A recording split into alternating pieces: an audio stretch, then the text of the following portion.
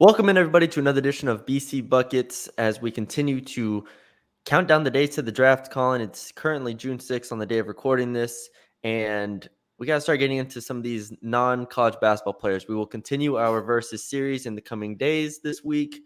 For those who haven't seen already, go check out our past 3 videos. Our last one was AJ Griffin against Keegan Murray, and I feel like that gave pretty good insight into both the pros and the cons, the strengths and weaknesses of both of those players. But Colin, today we're going to be looking at the 5 best non-college players in this year's draft. Shaden Sharp obviously did not play in college, but for this exercise, we decided to leave him off this list. So he would have played.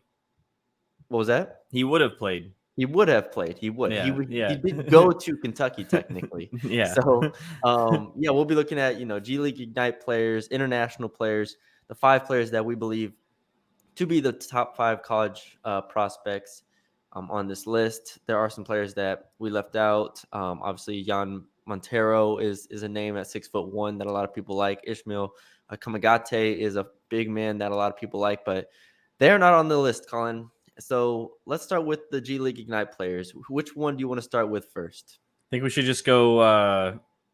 Let's go with Dyson Daniels. Okay. All right. Let's go with him. I'll tell you right now, you're higher on Dyson Daniels than I am. We had talked about this pre-recording. I'm not that high on Dyson Daniels. I just am not high on the others.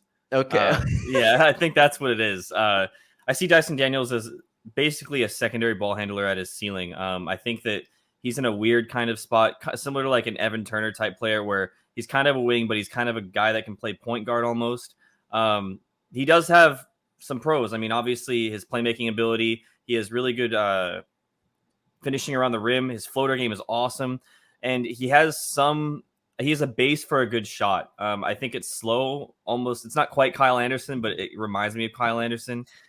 His whole a lot of his game reminds me of Kyle Anderson. He's like, and I think it's because I'm a Spurs fan, obviously. So, I watched Kyle Anderson when he was young for a long time. I guess he's slowed down since then, right? Kyle Anderson. Yeah, that's my player comp. No, but I'm saying like Kyle Anderson's almost slowed down more. It's funny. Yes. But no, I agree. I mean, it's almost like, but he's like a tweener. I don't think he's quite even Kyle Anderson has a role, whereas I don't think that necessarily Dyson Daniels has that role. I mean, my comps were Evan Turner. I guess kind of like a poor man's Lonzo in the sense that he's coming into the league not as a true point guard, but he doesn't have the shot creation ability yet, and he's kind of upright when he's dribbling. And I think that kind of, translates to what Lonzo was coming in. So I guess those are my comps. And like I said, I'm not really high on Dyson Daniels. When we talk about the other 2 Ignite players, I'm just not higher on the other ones, I guess.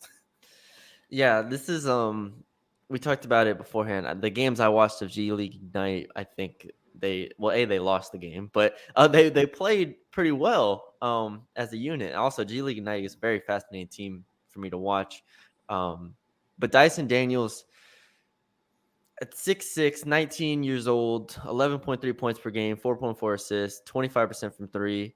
I think you hit on a lot of the pros and the positives. I think he can be a good defender as well because of that length. Yeah. I think he has good patience, and while all that's great, I can't get Kyle Anderson out of my head for some reason. I think if we look at the players in the league currently that are like kind of slower, pass first type guys, we look at like a Josh Giddey who just got drafted from Oklahoma City, had a really good rookie year. I think Giddey might even have a little bit more pop than Dyson Daniels does inside the paint, that is. And then you look at like a Shai Gilgeous-Alexander, to stay with the Thunder, I guess, to early in his career, then he figured out his 3-point shot and he became a really good scorer. Kyle Anderson, like I said, I think I saw a comparison to Derek White out there that I was like, okay, that's not bad as well. But even Derek White had some pop in his game. He came in the league at like 23 years old, but still, I never saw that, man, this guy is capable of getting up there and dunking on you. I never saw this guy is capable of really, really getting in and forcing to help, unless it was off a ball screen. which is going to have to be where he makes his money. I mean, the ball screens is going to be where he's going to have to really get comfortable coming off of it and develop a mid-range jump shot early in his career, have that floater game, be able to get downhill a little bit, draw fouls, draw contact. So Dyson Daniels is a lot of people have him top 15. I mean, he's basically a top 15 lock on a lot of people's board, Yeah. which Well, I is the think, lottery. I guess, But just closing out on Dyson Daniels, I think when you look at a player like him, what's the elite skill that translates to the NBA right away, right? You look at prospects, and that's the one thing. What's the one thing they can do when they come into the NBA? I don't think Dyson Daniels has anything outside of his playmaking ability, which isn't even that great right now, which is why I don't see him necessarily coming in right away and having a role. I mean, yeah, he can run the pick and roll. He has a floater, but he's not that physical. Defense right away is going to be a little tough because he's not that great on pick and roll defense. So I think it's tough just because what is that role? He's not going to be the primary ball handler, and when he first comes in, he's not going to be the secondary ball handler. So what does he give you on the offensive end as a rookie coming in? So I think that's kind of yeah, it's the weird role for me. yeah, it's interesting. I think the Lonzo, I hadn't seen or thought of Lonzo to him comparison, but obviously Lonzo coming out of college could shoot, which we knew was tough because of his form. But even then, he had pop coming off the dribble. I mean, Right. he could get by defenders, and he was an elite passer because of those angles that he created. So it'll be interesting to see Dyson Daniels. We'll get into our rankings at the end. I forgot to mention that, but who we hit next on G League Ignite? Let's go Jaden Hardy. I think this one has a lot of polarization in the way people view him. Yeah, the game I watched, he had the first game I watched, he had a really really good game, and so I'm a little bit skewed from that, but still he averaged 18 points a game for Ignite. I mean, he was by far their best scorer, and was by far the best at being able to create his shot on that team. I mean, he was able to get to the rim, pull up for mid-range jumpers, had some dunks. He pulled up from three. He had a nice sidestep three that showed potential. He's almost 20 years old at this point, but I think he's actually a little bit more polished than what I think most people give him credit for. So I could see like a Tyler Hero type player here, which might be asking a lot, and he will have to improve his efficiency. He only shot 27% from three, but I think he's actually a decent defender when he's engaged, even though Ignite didn't play the best defense. Um, and yeah, I just think for him as a shooter coming out and as a scorer who can do it at all three levels, I feel pretty good about Jaden Hardy. I'm not saying that he's in my top 10 or anything like that, but I think I feel pretty good about him as a prospect. I think if I didn't have the defense, if defense wasn't a thing in the NBA, he would probably, he would be the best prospect from the Ignite. Obviously, he has a polished offensive game. You already mentioned that. I mean, he has everything. He has a bag. I mean, he just gets buckets, right? That's what he is. Defense is the issue for me, especially on pick and roll defense. And I don't see him being ever a plus defender. I see him being a serviceable defender at the max, and that's kind of for me what decides if he's going to be in the league or not. Because yeah, like you said, he's a bucket getter. He has 3-point scoring. He projects well. He just needs to get the efficiency up. But the problem with me is that I see him as like a Deion Waiters, a Devontae Graham, a Buddy Hield type player. Can he put it together? Sure. Yeah, he has all the tools to. It's just I feel like I've seen a lot of these guys where they can score. We know they can score. And then they come into the league and it's like, oh, yeah, he'll give you some points and it'll look cool. But what does he give you in terms of winning? And I think that that's kind of the issue with Jaden Hardy from my eyes. Not necessarily the fact that he can't do it. It's just, will he put his tools together to make it happen? Yeah, he's definitely a boomer bust type pick. A player who I kind of think he's similar to in some ways. I'm just thinking about this off the top of my head is Jemias Ramsey from a couple years ago from Texas Tech. I think I like there's that. some similarities there. Ramsey was a better defender at the time coming from Texas Tech, obviously, but still, yeah, there are questions about his consistency, his creation as well. He showed flashes of being a good passer, but overall, I don't think it's a strength. So yeah, that is Jaden Hardy rather, and that leaves us with one more player here, Marjon Beauchamp from G League Ignite, 6'5", 21 and a half years old, listed as a wing. I definitely project him as a wing. He plays bigger than 6'5" to me, which is where I'll start. Put up 15 points per game, 7 boards. I think his length is a real strength. I think that's what's going to get him on the court. He's a really solid defender, and I think that's gives him a foundation to be playable in the NBA. And I see a lot of mocks and big boards with him around the 30 range. I think that's a little low for me personally. I'd probably have him in the 20s that somewhere, just because I think his offensive upside is actually not as low as people think it is. Like, he didn't shoot the ball great from three, sure, but he is able to get inside, and pretty much everything inside the arc I was a fan of to a degree. Like, he can get to the rim. He has a mid-range jumper. And yeah, I think just he has a really good feel for the game. He got fouled, and so yeah, that's Marjon Beauchamp. I'm actually pretty high on him as well. Yeah, I mean, I agree with everything that you said about his, I guess, pros. Cons for me though are one, he kind of, so yeah, you mentioned he has the inside shot, but for the 3-point shot, you need to have, I guess, the free throw percentage is what everyone looks at, right? And unfortunately, he just averaged under 2 per game. So I think that one, you shoot 65% from the line, you average less than 2 attempts per game. That's kind of an issue for me there in terms of having the outside shot and then being able to be productive with the physicality of the NBA. And his draft age, he's about to be 22. He's been a journeyman somehow already, 4 high schools, community college, Ignite. But this is kind of the type of guy where it's like, yeah, you can give him all the knocks, and I am, but you almost don't want to bet against a guy like this because he's been through so much in terms of up to this point. Like, he's seen a lot, and I think that has something for itself. Like, that says something for itself. Like you said, 15 points per game, 7 rebounds. I project him as a wing, obviously, but I think defense is where he's going to shine in the league because he hustles hard.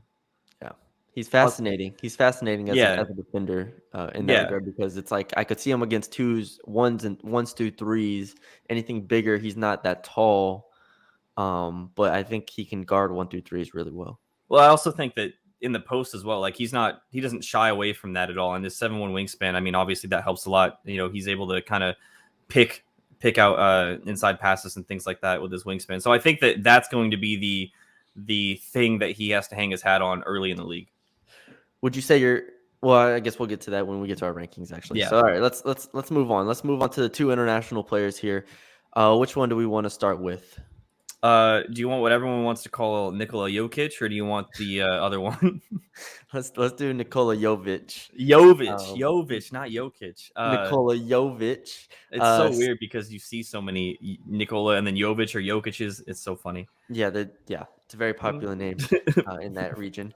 But regardless, 6'10", 19 years old. I have listed as a forward, even though his scoring potential, I think, projects him maybe even as a wing. I'm pretty low on Nikola Jovic, so I'll let you do the positives here. I understand the scoring potential, but yeah, I'll let you go before I get negative. Yeah, so I'll go with the positives. And like Bruni said, I think the obvious big thing for him is playmaking. He has a good handle for his size. He likes to step back and sidestep threes. He's not an otherworldly passer, but he's patient and he'll look for teammates instead of taking a bad shot, which I think is a very good thing for a player that's not necessarily a lights out scorer like you'd say Jaden Hardy. I think open floor and transition play is also a very big strength for him. And then lastly, the catch and shoot potential is there for me. I feel like that's going to be, because obviously he's not going to be able to have the ball in his hands early. I think that's going to be where he has to hang his hat on. He shot 34% from 3. So I think that him being a catch and shoot guy and then making that extra pass is going to be his early role in the league. And I guess I'll just say my cons right now. I would say that his offensive consistency, he needs to continue to develop in that. He has ability to be a good offensive player, but I think he needs more reps. He's not necessarily the most explosive player. He has no post game, and he doesn't really have the strength. He's 6'10", but his frame, isn't physical or anything like that. So, you can't really call him a center. You can't almost really call him a power forward. It's kind of like you said, a wing, but he's 6'10" and heavy footed. So what do you get, with that? I mean, he is. He's like, my comp here is Danilo Gallinari, right? Like but sorry. The thing with Danilo Gallinari, to me, is I just feel like Gallinari is obviously stronger. He can post up. He can score in a bunch of different ways. And while Jovic may be a bit more athletic at this point, I don't think it makes up for I don't think it makes up for his clear limitations offensively here. Just the finishing isn't there, the defense isn't there. The passing, I'll give him that, but how valuable is passing if you can't force help? Which I just don't think he can. When he can in the post, he can't with the ball in his hands. Really, I feel like NBA defenders will be able to be pretty comfortable against him, to be honest. So, like you said, I think it's going to have to come with early in his career. He's going to have to be able to make open threes and develop. And eventually, after a year or two coming off the bench, maybe at some point you get that Danilo Gallinari feel from him. But at this moment, I just really don't see. I see the floor as being very, very low at this point, Oh which yeah, my maybe. floor for him is out of the league. That's the only one I wrote. That's the only thing I wrote down for. He's the only out of the league so far for me. The So floor is very low. The floor is very low, and so I just like what upside like the what. upside is Go if ahead. you draft him, the upside is you hope to get a Danilo Gallinari type of player in 4 years. That's your hope. Um, and I think that obviously hurts him in terms of where people want to draft him. Right, people want to see him in the. I saw him as high as like 13 in some mocks, and it's like, what are you hoping out of that? Whereas you can get a guy that we've already talked about. You can get a Jaden Hardy type guy who already has a polished, refined set of skills. Whereas with Nikola Jovic, you have a bunch of flashes, not necessarily, refined anything really. And I think that that's a big knock on him. Well, they could get Hardy, or they can get our next candidate, Usman Dieng from New Zealand Breakers, 6'10", 19.1 years old. I have him listed as a forward. This was really interesting to me because I liked a lot of what I saw from him, but I'll let you go first, and I'll kind of bounce off what you think of Dieng. So when I first started looking at him, I was like, oh wow, 7 points per game, 3 rebounds, 21% from three, and I was like, okay, well let's see why these things all happened. And I would say that after reading more about him and watching some stuff on him, it's apparent how much he's grown in that first year. So he was starting 15.3% from three, and it's like, okay, wow, that's really bad. But in his last 11 games, he shot 35.7 from three. So I think that shows that he's able to develop. He has the upside, obviously, for shooting. His free throw percentage isn't great, 66%, but obviously that can improve as well. I think the biggest thing for him is he has his side.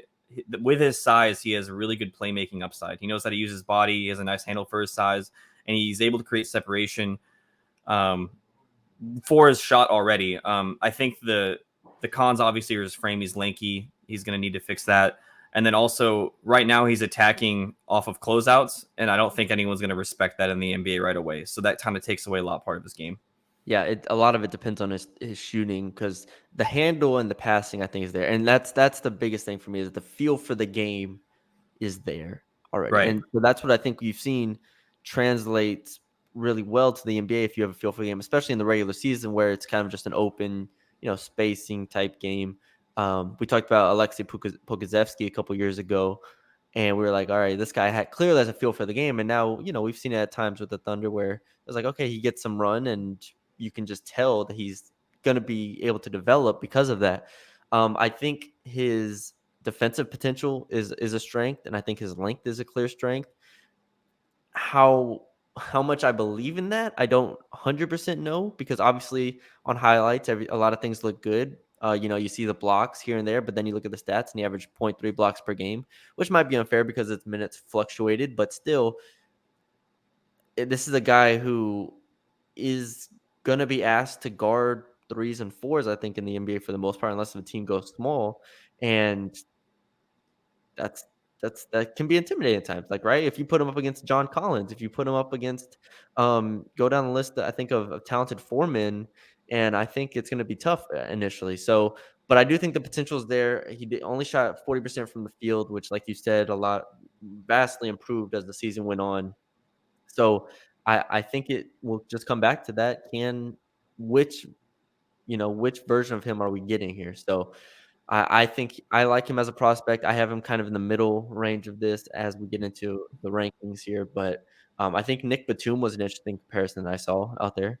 Did you Yeah, see that? I liked the Nick Batum comparison. I also have Evan Turner here as well. You But just it's because it's any weird. big Like man who can dribble. Colin has Evan Turner. no, Like no, it's like but that's like Evan it's Turner. different. You know, Dyson Daniels, he's like Evan Turner, whereas this is like Evan Turner plus. You know what I'm saying? So I No, also have it's like the Leonardo DiCaprio meme where he's pointing at the yeah TV. It's yeah like that's Evan Turner. that's Evan Turner. That's Colin. Every time he turns on Give tape me of an a 6'8". give me an Evan Turner jersey. That's what I need. Yeah, yeah. The Um, 6'8" guy dribbling.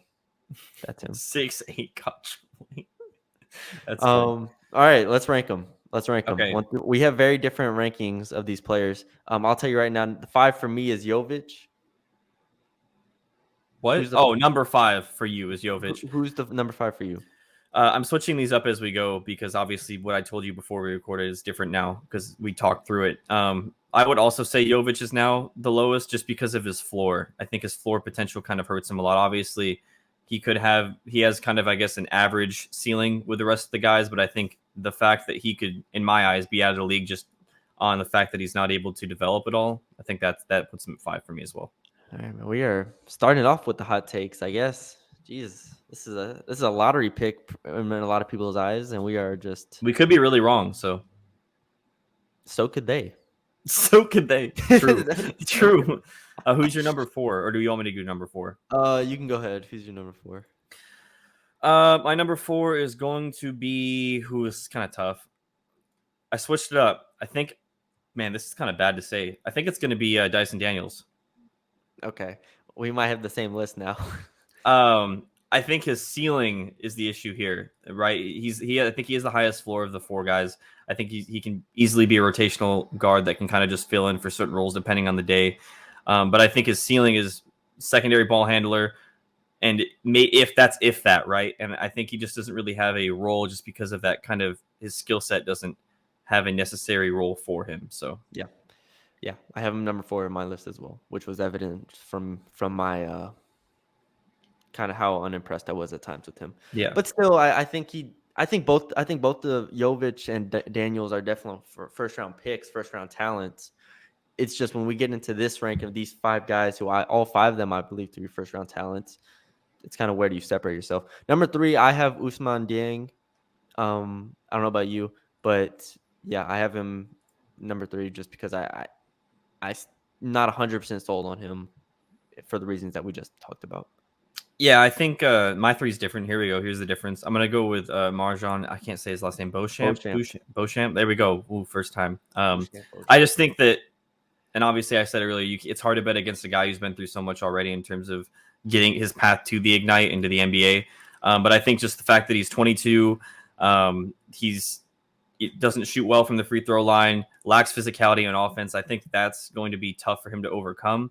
And yeah, I mean, I project him as like a starting wing and then a rotational scorer type guy. So Number 2 for me is Marjan Beauchamp. I think you described it well. So at number 2, who do you have? we flopped, so I would have Ousmane Dieng as well. Okay.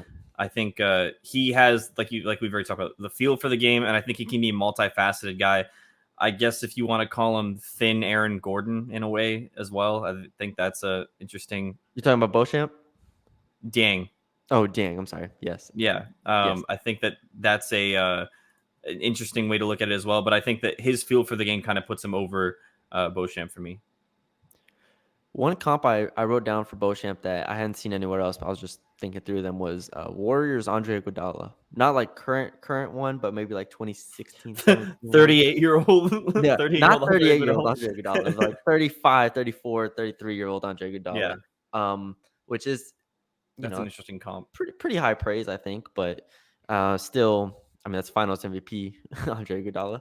But yeah, that's what I got. So we both have Jaden Hardy number 1, and I think that's basically because of his upside, because of his scoring potential, and not for nothing, we've seen guys come in to. It depends on the situation as well with him. I think if he goes to a good team, then it might take him a couple years to figure it out. But if he goes to an average team or even like a I'm just looking through. I'm just looking through names right now. Like the Knicks would be interesting. Like, God, That'd be terrible. the Kings would be interesting. I It'd mean, I'm be just talking about you're just naming bad organizations just that. left and right. Sometimes bad organizations need scores too. All right, but yeah, I think Jaden Hardy is a real interesting candidate for that, and I think his defensive upside, I think, is even though he did have clear lapses and wasn't great defensively, I think he can get there. I think he can get there. So Yeah, I mean, I agree. Just off upside alone, I think that that he has the most refined set of skills in terms of offensive ability. I think out of any of these guys, and it's really just going to be will you play defense? I think at the next level, and if he's able to kind of get his mental game right in terms of not taking hero shots, looking for not being tunnel visioned, and then on the defensive end having some effort, yeah, basically. yeah, definitely. So there's our list, the 5 best non-college basketball players in this year's draft. Like I said, all of them probably projected to go in the first round, but we will see. We appreciate y'all for joining us. If you are watching on YouTube, I forgot we don't do a podcast of this. I'm so used to podcasts, but if you're watching on YouTube, send it to a friend, subscribe, like, share, leave a comment. Let us know what you think. How would you rank these 5? Who would you add to the list? Maybe the guys like I mentioned earlier, Ismail Kamagate and Jan Montero, along with some other names. Leonard Miller, I saw out there. Hugo Besson, other guys. So let us know what you think in the comments below. We appreciate y'all for joining us, and we'll talk to y'all later.